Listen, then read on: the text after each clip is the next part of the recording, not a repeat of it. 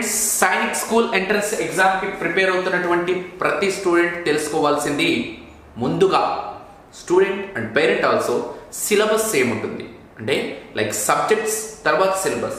Subjects ఏముంటాయంటే maths, okay, English, intelligence and GK ఇవన్నీ ఉంటాయి.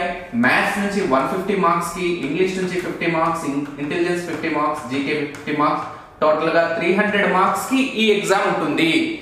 మ్యాథ్స్ నుంచి 50 క్వశ్చన్స్ 50 into 3 are 150. ఇంగ్లీష్ నుంచి 25 క్వశ్చన్స్ 25 into 2 50 మార్క్స్. ఇంటెలిజెన్స్ నుంచి 25 questions 25 into 2 50 marks. GK 25 questions 25 into 2 50 marks. ఇది first ప్రాథమికంగా మీరు తెలుసుకోవాల్సింది. తర్వాత మ్యాథ్స్ ఒక్కొక్క దాని నుంచి చూద్దాం.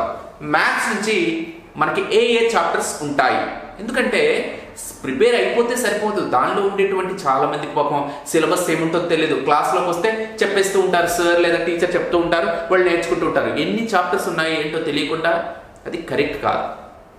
మనము చేరేటువంటి ఎయిమ్కి స్టెప్స్ ఏంటో తెలుసుకోవాలంటే చాప్టర్స్ తెలియాల్సిందే. రైట్, మ్యాథమెటిక్స్ నుంచి first chapter number system. Number system నుంచి క్వశ్చన్స్ ఉంటాయి. And first chapter fractions and decimal fractions. Second chapter squares and square roots. Third chapter LCM and HCF. అలాగే simplifications, unitary method, okay, and next averages and ratio and proportion, percentages. ఇంకా అయిపోలేదు. వీటితో పాటుగా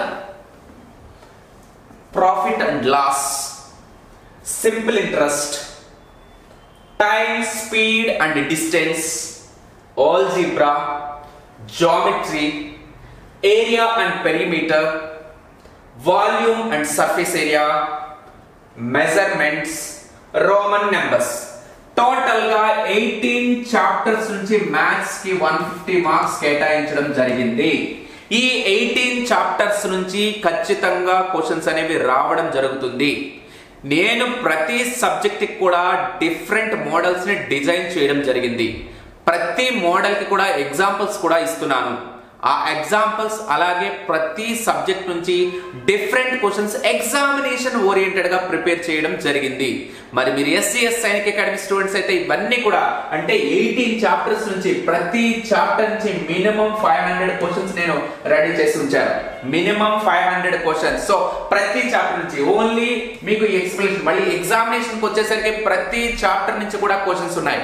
so ఇవి నేను examinations purpose గా అయితే ప్రతి చాప్టర్ నుంచే కాదు, ప్రతి క్వశ్చన్ కూడా మీకు వ్యాలిడ్ గా పాయింట్ ఉంటుంది. సో ఈ చాప్టర్స్ అంటే ఇవి మ్యాథమెటిక్స్. అంటే నేను సిలబస్ చెప్పేటప్పుడు ఎలా మనం ప్రిపేర్ అవ్వాలి, ఎలాంటి క్వశ్చన్స్ ఉంటాయి, ఎన్ని క్వశ్చన్స్ ఉంటాయో కూడా నేను చెప్తున్నాను.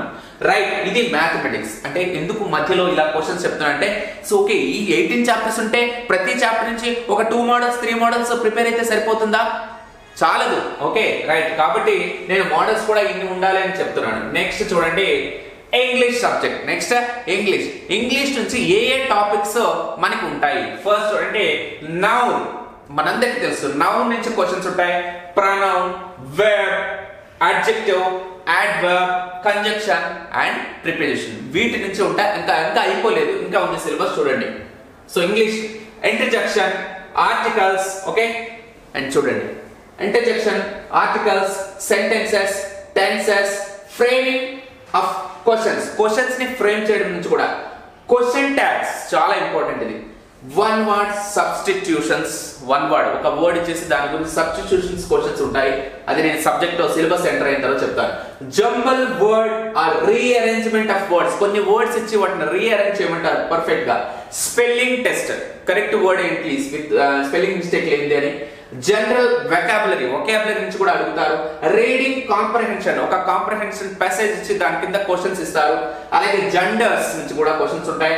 సింగులర్ అండ్ ప్లూరల్, అలాగే సినానిమ్స్ అండ్ యాంటోనిమ్స్, దీని నుంచి కూడా క్వశ్చన్స్ ఉంటాయి. ఇది ఇంగ్లీష్ కి సంబంధించి. యాజ్ వెల్ యాజ్ మన SCS సైనిక్ అకాడమీలో ఇంగ్లీష్ కి సంబంధించి lot of practice bits. Subject ని తెలుసుకోవడం, చాప్టర్స్ ని తెలుసుకోవడంతో పాటు వాటిలో ఎక్కువ బిట్స్ ఉండాలి. బిట్స్ ని ఎక్కువగా క్యారీ చేస్తూ ప్రాక్టీస్ చేస్తూ ఉంటే డెఫినెట్ గా మనకి సీట్ సాధ్యమవుతుంది. ఇది ఇంగ్లీష్. నెక్స్ట్ చూడండి ఇంటెలిజెన్స్. ఇంటెలిజెన్స్ అనేది ప్రతి ఒక్కరికి కూడా కొత్తగా ఎంటర్ అవుతుంది.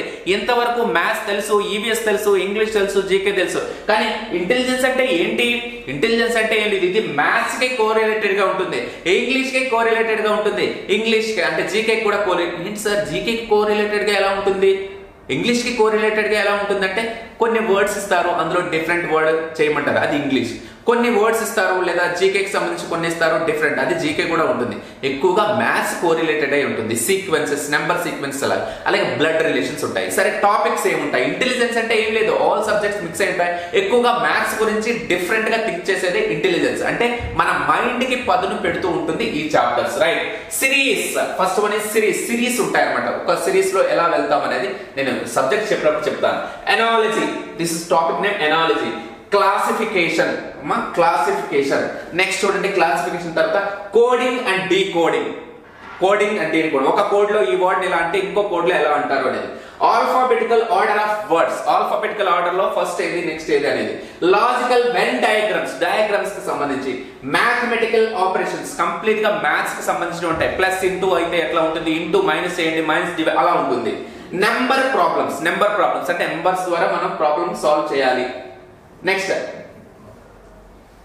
Number problems and ranking test వచ్చాయి. ఫస్ట్ నుంచి లాస్ట్ కి ర్యాంక్ వస్తే లాస్ట్ నుంచి ఫస్ట్ కి ఏ ర్యాంక్ అవుతుంది అట్లా. సిట్టింగ్ అరేంజ్మెంట్స్, అర్జున్, అజయ్, రామ్, రాజు ఇలా సిట్ అయ్యారు, లెఫ్ట్ సైడ్ వీళ్ళున్నారు, రైట్ సైడ్ వీళ్ళున్నారు, ఇట్లా అడుగుతూ ఉంటారు క్వశ్చన్స్. అలాగే directions, east north south, north east అట్లా. క్లాక్ అండ్ క్లాక్ నుంచి క్యాలెండర్ నుంచి క్వశ్చన్స్ వస్తాయి. అలాగే బ్లడ్ రిలేషన్స్ అంటే గ్రాండ్ మదర్, గ్రాండ్ ఫాదర్ ఇట్లాంటి రిలేషన్స్ అడుగుతూ ఉంటారు. అండ్ నాన్ వెర్బల్ ఇంటెలిజెన్స్ ఉంటుంది, అట్లాగే ఫిగర్ ఎనాలజీ ఉంటుంది, అట్లాగే ఫిగర్ క్లాసిఫికేషన్ ఉంటుంది. ఈ నాన్ వెర్బల్ లోనే ఈ రెండు సబ్ టాపిక్స్ అన్నమాట.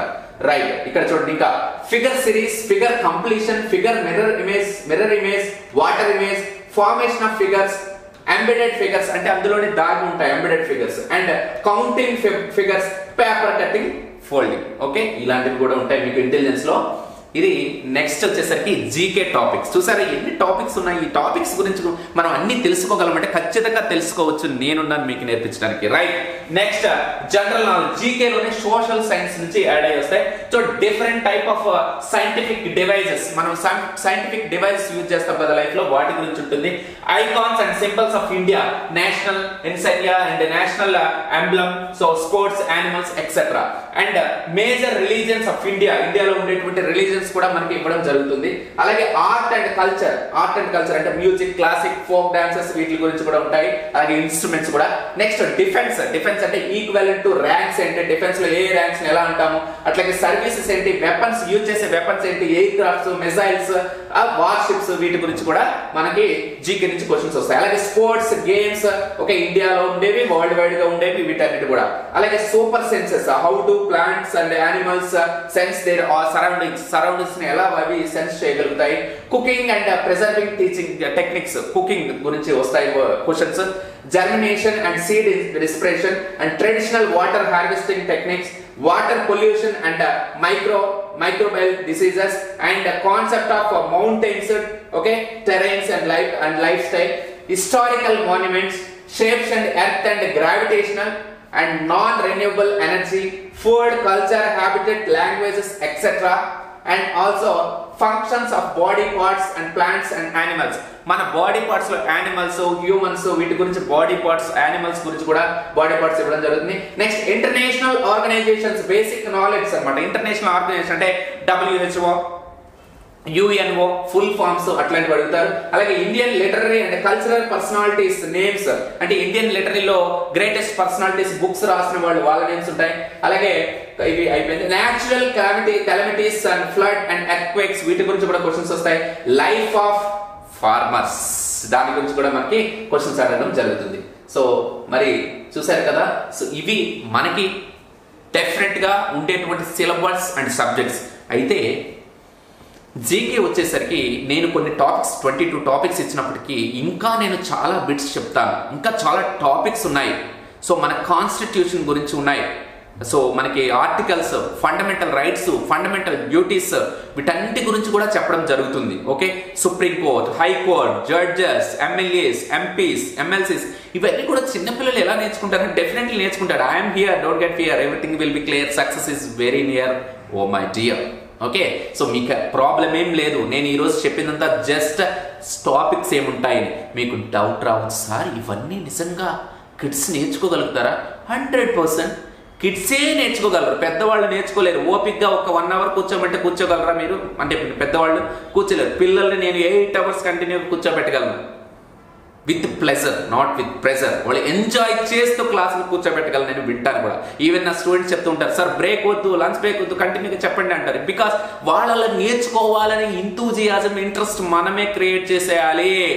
అది నేను క్రియేట్ చేస్తున్నాను. కాబట్టి ఇది Sainik school entrance exam 6th క్లాస్కి ఎగ్జామ్ రాయాలంటే సిలబస్.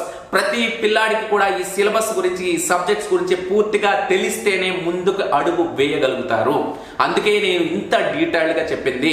ఈ సబ్జెక్ట్ని మనం ఇంట్లో ఉంటూనే బుక్స్ తీసుకుంటూనే నేర్చుకోవడం కోసం ఖచ్చితంగా కోచింగ్కి మీరు పంపించాల్సిందే. I'm here.